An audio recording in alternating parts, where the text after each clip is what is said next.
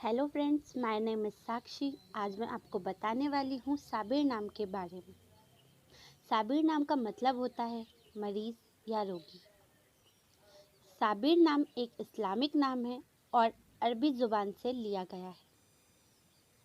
बात करें इनके लकी नंबर की तो इनका लकी नंबर है 5।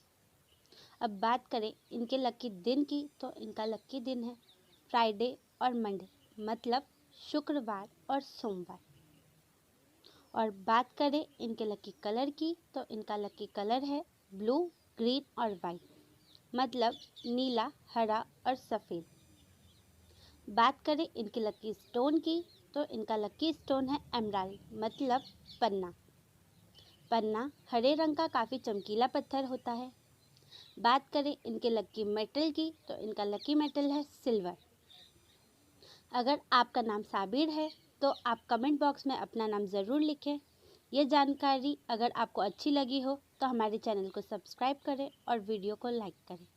अगर आपका नाम के बारे में आप जानना चाहते हैं तो कमेंट बॉक्स में अपना नाम ज़रूर लिखें। अपने दोस्तों के साथ ये वीडियो को शेयर करें।